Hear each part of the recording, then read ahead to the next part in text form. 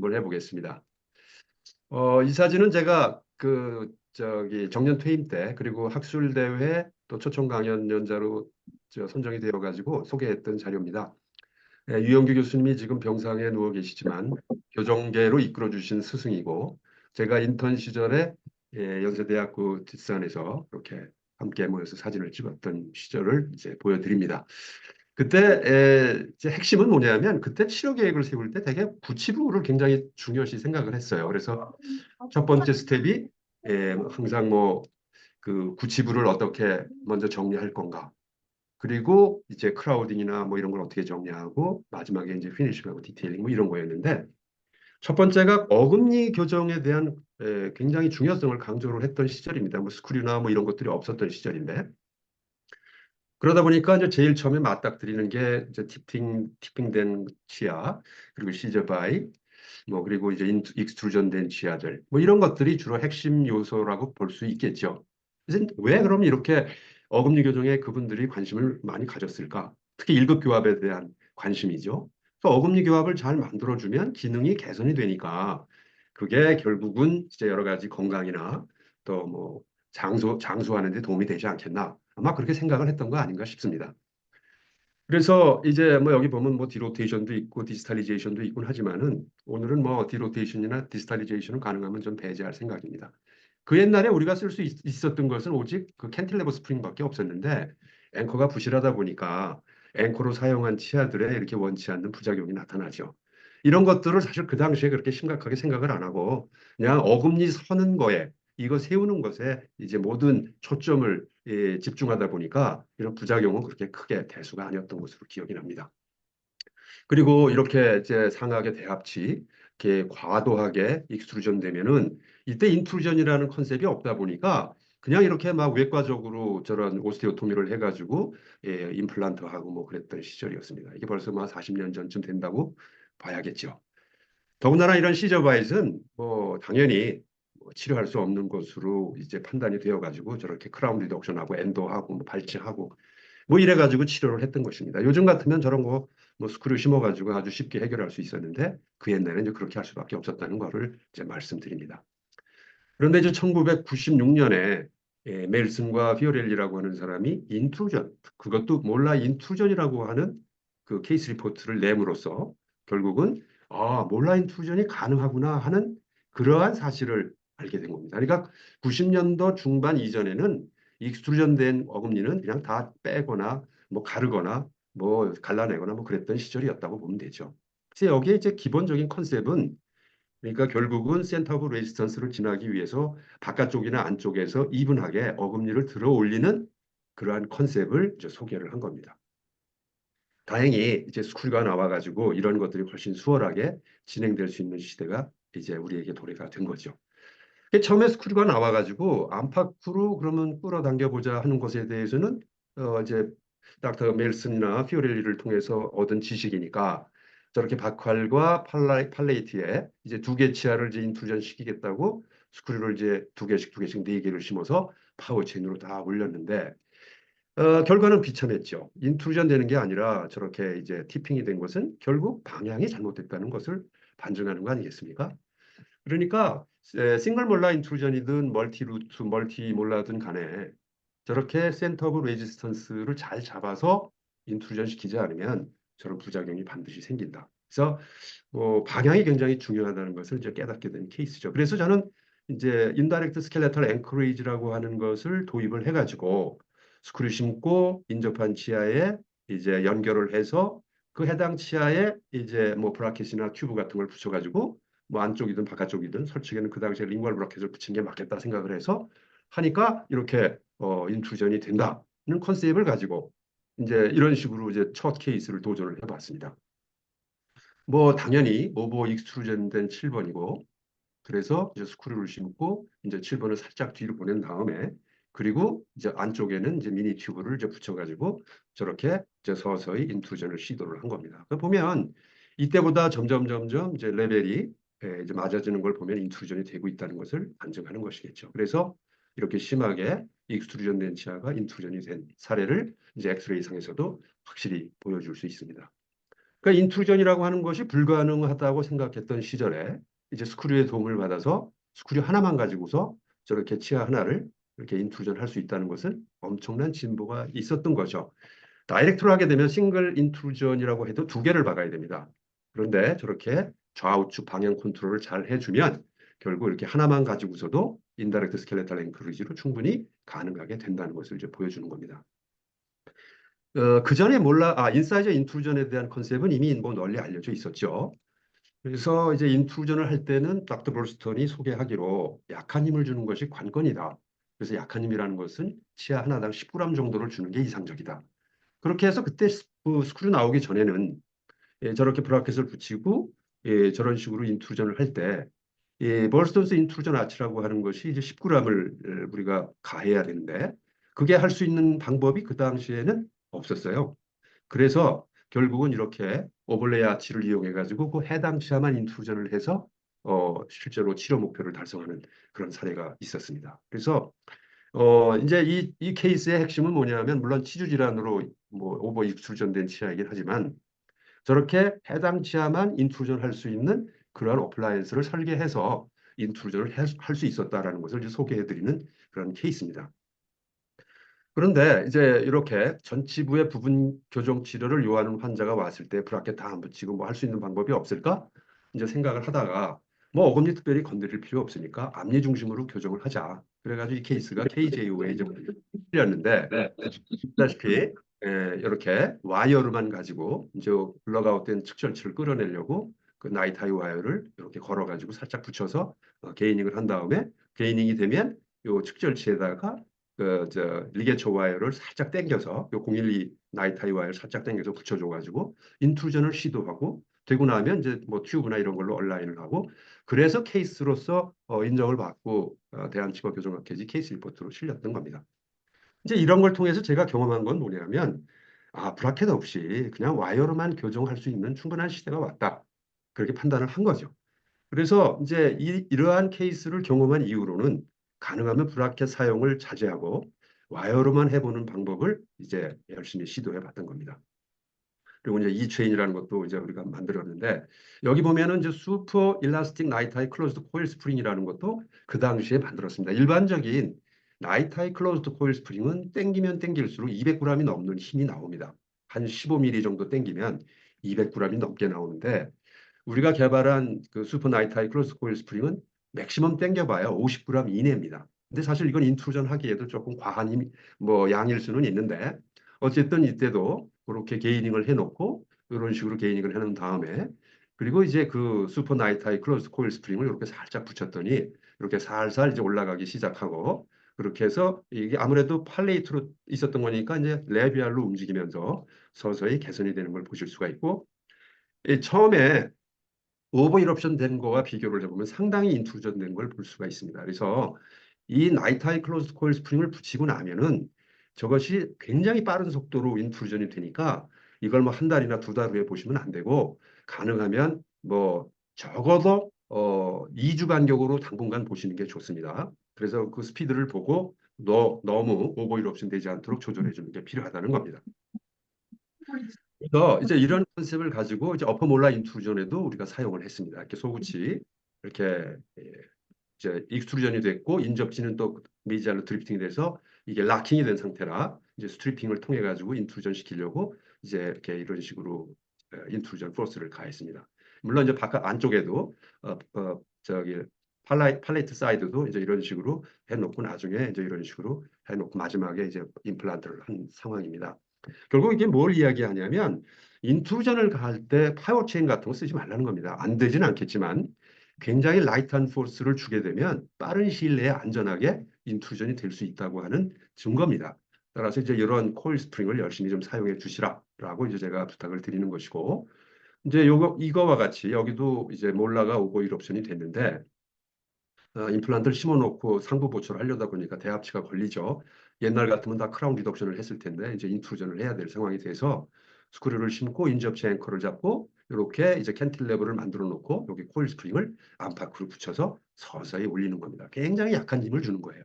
그런데 아주 의미 있게 쫙 이렇게 인트루전이 되는 걸 보실 수가 있습니다.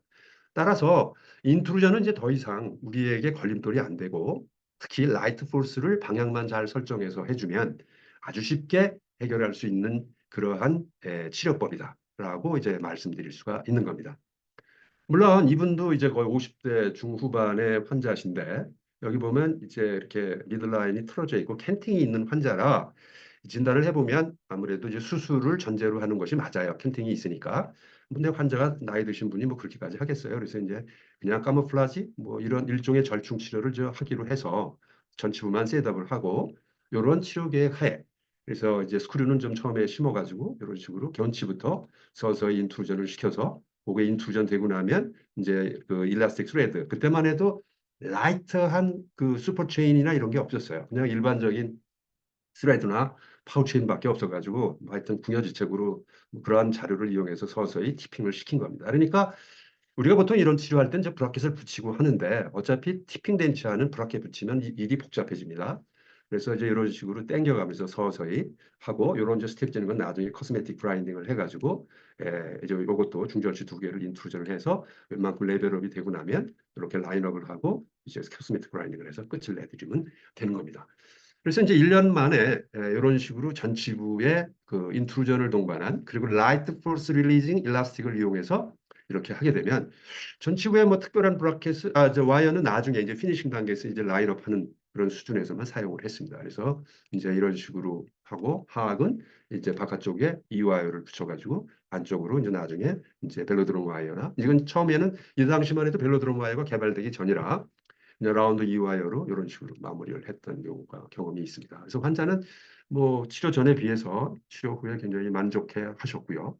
무엇보다도 이렇게 캔팅되어 있던 미들라인이 틀어져 있던 것 그리고 하악전 치부의 심한 크라우딩 이런 것들이 이제 해결됨으로써 만족을 했던 그런 케이스입니다. 핵심은 역시 라이트 포스 릴리징 슈퍼나이트하이 클로즈 코일 스프링을 잘 활용하시라라고 이제 주문을 말씀드립니다. 아까 저 시저바잇 얘기도 좀 했습니다. 근데 뭐 시저바잇은 결국 몰라 인트루전이 핵심이었는데 몰라 인트루전에 대한 컨셉이 있었지만 이게 이제 브라켓 붙이기 어렵고 이럴 때 이런 드래곤 헬릭스라고 하는 스테인리스 스틸 그 와이어에다가 저런 헬릭스를 잡아가지고 이제 우리가 원하는 위치로 이제 인트루전과 그리고 그 팔라탈 디렉션으로 움직이고자 하는 동시에 그런 장치라고 보시면 됩니다. 물론 이제 이걸 붙일 때 여기 이제 스크류를 심어서 앵커를 든든하게 해야 가능한 그런 치료 장치입니다. 그래서 이런 식으로 스크류를 심고 스크류를 4번, 5번에다 심은 이유는 이따 이제 케이스 저기 뭐 통계 처리한 걸 좀 보여드릴 텐데 5번, 6번보다 4번, 5번이 탈락률이 훨씬 적습니다. 그래서 여러분들이 싱글 스크류를 심을 때에는 이렇게 4번, 5번에다 심는 걸 권해드립니다. 그리고 이렇게 인접을 해가지고 드래곤 헬릭스를 심어놓고 기다리기만 하면 됩니다. 올 때마다 모니터링을 하게 되면 이렇게 바깥쪽으로 있던 7번이 점진적으로 안쪽으로 들어오면서 인트루전이 되는 것을 보실 수가 있습니다. 그래서 거의 이제 끝날 때쯤 되면 아주 인베딩이 돼버립니다. 그러면 이게 무엇을 이야기하냐 하면 결국 대합치가 구치부가 바깥쪽으로 나올 수 있는 룸이 형성이 된다는 거니까 그렇게 해가지고 아래 어금니를 세워준 다음에 위에 어금니를 풀어주면 이제 자연적으로 그렇게 시저바이시 해결이 되는 것을 이제 입증하는 겁니다. 그래서 이렇게 됐을 때 이제 중첩을 스캔을 해서 중첩을 해보면 상당량 인투전이 되는 걸 보실 수가 있습니다.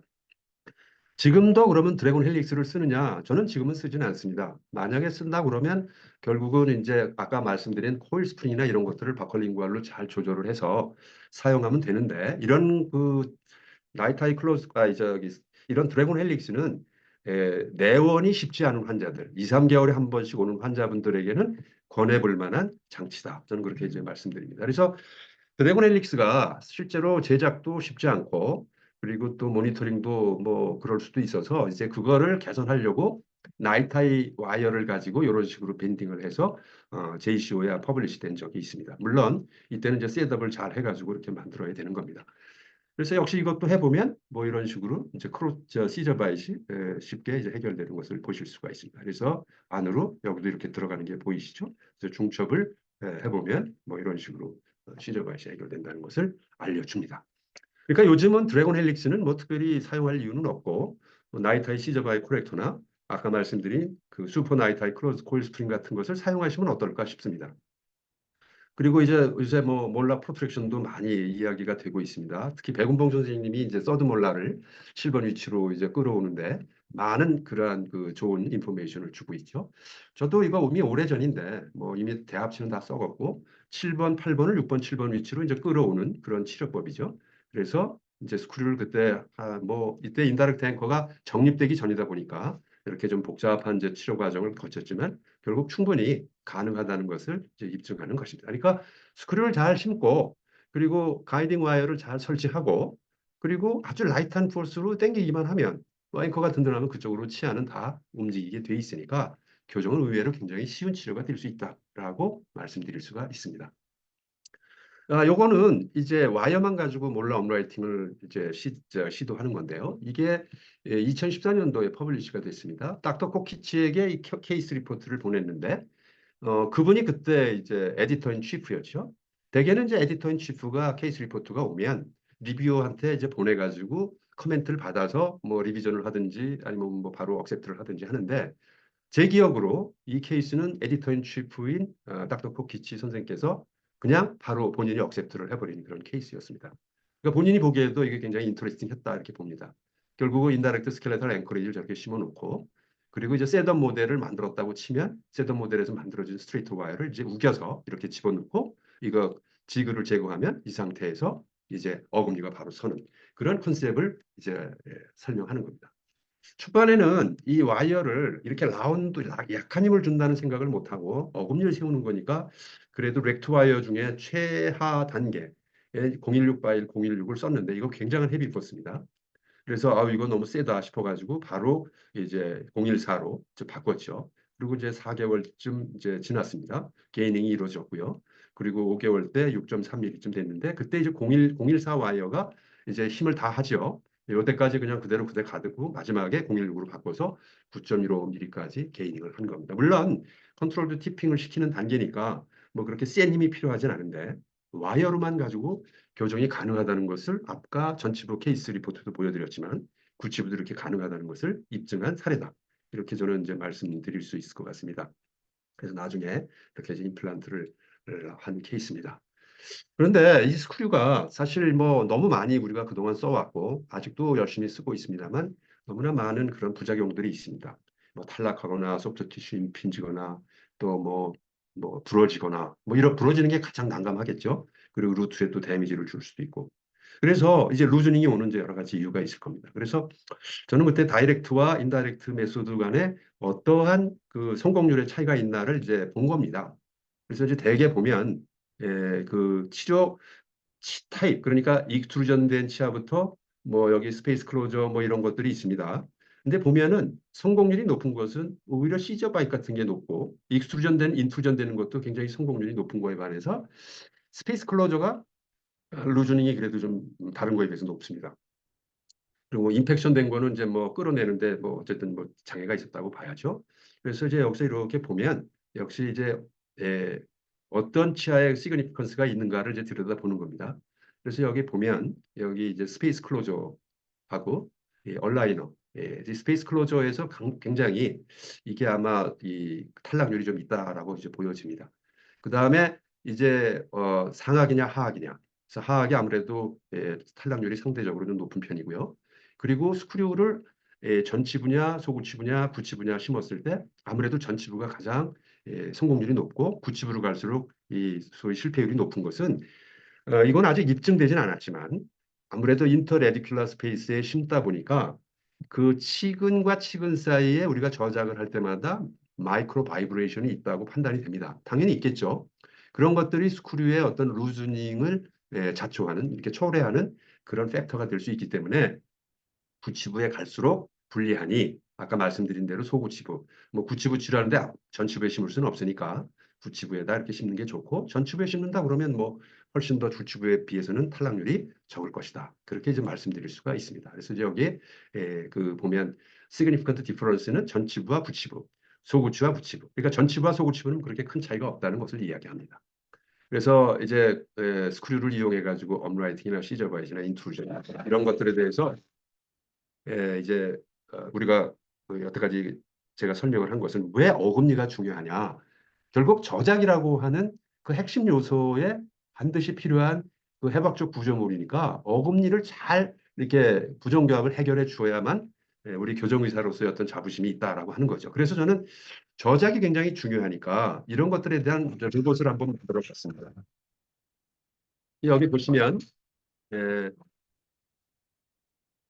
여기 보시면 수많은 이러한 센서들을 치아의 박칼과 안쪽에 링구알에다가 다 심어 놓고 여기 이제 모니터에다가 그 씹을 때마다 어떠한 스트레인 값이 나타나는지를 이게 스트레인 게이지거든요. 이게 이제 스트레인 게이지를 나중에 이제 스트레스나 이런 걸로 다 변환을 시켜서 이제 계산을 해보면 되는데 어느 거 이게 이제 식빵입니다. 식빵을 씹을 때 이제 어떤 식으로 이 패턴이 나타나는지 그 해당치에 어떠한 양상을 보여주는지를 이제 입증해 보는 그러한 것이라고 보시면 됩니다.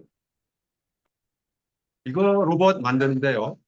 어, 적지 않은 비용이 발생했습니다. 왜냐하면 이게 다 스컬도 하여튼 아티피셜 스컬을 비싼 돈으로 만들어야 되고 그리고 앰플리파이어를 또 이용해서 이거 스트레인 게이지를 또 변환하는 여기 보면 이화 다이나믹 오클루잘 저기 인베스티게이터를 하나 만들었습니다.